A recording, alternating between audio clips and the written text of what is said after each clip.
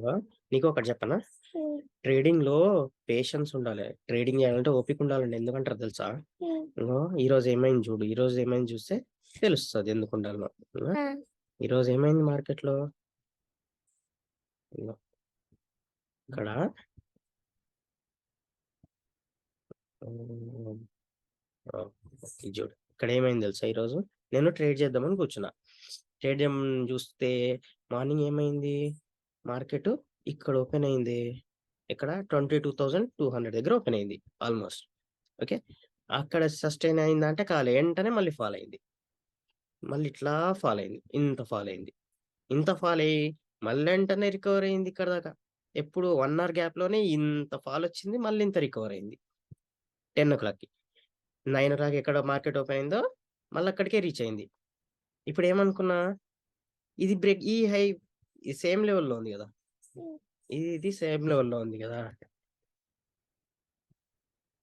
So, ఈ లెవెల్‌ని ఎప్పుడైతే బ్రేక్ జేస్తదో, ఈ లెవెల్‌ని బ్రేక్ జేస్తే నేను ట్రేడింగ్ షెడ్ జేయొచ్చనుకున్నా. ఆ! కానీ ఏమైంది? ఆ లెవెల్ బ్రేక్ గాలే. మళ్ళీ కిందకి పడ్డది. మళ్ళీ అక్కడి నుంచి మళ్ళీ ఇట్లా ఫాల్ అయింది. ఎప్పుడు దాకా ఫాల్ అయిందది? 10:45 వరకు ఫాల్ అయింది అట్లనే. 10:45 ఫాల్ అయ్యి ఇక్కడ 10:45 దగ్గర మళ్ళీ డేస్‌లో క్రియేట్ జేసింది. కదా! హ్మ్. ఇప్పుడేమైతది? ఇప్పుడు నాకు 2 దొరికినాయి లెవెల్‌లు. ఒకటి డేస్ హై దొరికింది. ఇంకోటి డేస్ లో దొరికింది. కదా! ఇప్పుడేం జేయాలి మనం?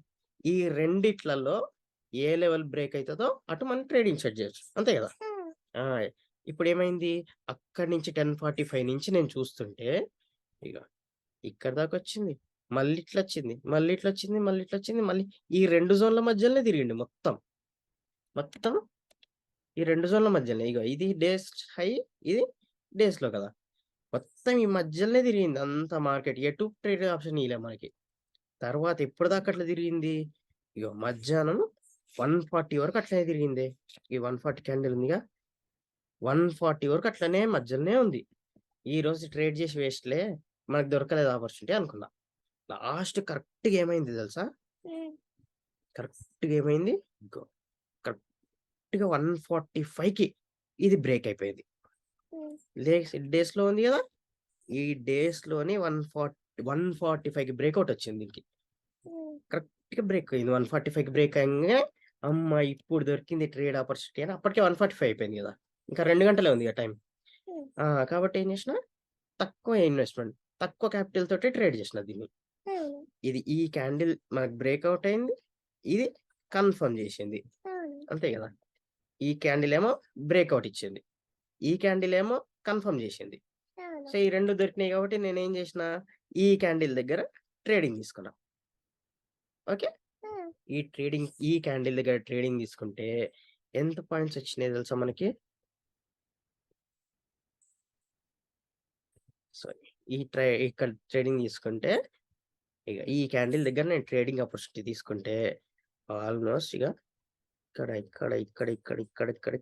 ఇంతవరకు ఆల్‌మోస్ట్ 100 పాయింట్స్ వచ్చినాయి.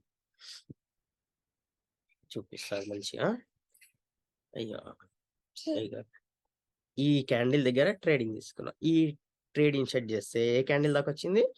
ఆల్‌మోస్ట్ ఈ క్యాండిల్ వరకు ఇక్కడి వరకు 100 పాయింట్స్ వచ్చినాయి. 100 పాయింట్స్ క్యాప్చర్ చేసిన. ఆ తర్వాత ఏమైంది? ఇంకా పోయింది. ఇక్కడ తర్వాత ఏమైంది తెలుసా? ఇక్కడి దాకొచ్చిన తర్వాత ఇక్కడేమైంది హ్యామర్ వచ్చింది చూడు. ఇక్కడ హ్యామర్ వచ్చిందా? ఆ! నిన్న నేర్చుకున్నావు గదా! నిన్న నువ్వు నేర్చుకున్నావు గదా! ఈ హ్యామర్ క్యాండిల్. హ్యామర్ వచ్చింది ఇక్కడ. కదా! ఇక్కడ హ్యామర్ వచ్చింది. హ్యామర్ వచ్చి ఇంత పెద్ద విక్ వచ్చింది కదా దీనికి. అవును. ఇంత పెద్ద పెద్ద విక్కులు రాంగానే నాకర్థమైంది. ఏమనుకున్నా, అంటే ఇంకా అంతకన్నా ఫాల్ గాదు మార్కెట్. అయిపోయింది. అర్థమైంది. కదా! ఇంక అంతకన్నా ఫాల్ గాదు గదా! ఆ! కాబట్టి ఏం జేసినా నేను, ఎప్పుడు 255కి ఈ 255 క్యాండిల్ ఎప్పుడైతే కన్ఫర్మ్ జేసిందో, నేనేం జేసినా, దాని ముందు క్యాండిల్, దాని ముందు క్యాండిల్ దగ్గర ఈ క్యాండిల్ పైన నేను స్టాప్ లాస్ ఫిక్స్ చేసుకున్నా. అవును. కదా! ఈ స్టాప్ లాస్‌ని ముందు క్యాండిల్ పైనే ఇక్కడ స్టాప్ లాస్ పెట్టుకున్నా. ఏమైందప్పుడు?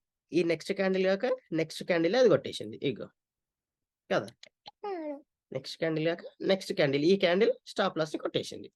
అంతే మన ట్రేడ్ కంప్లీట్ అయిపోయింది కదా! అవును. ఆ!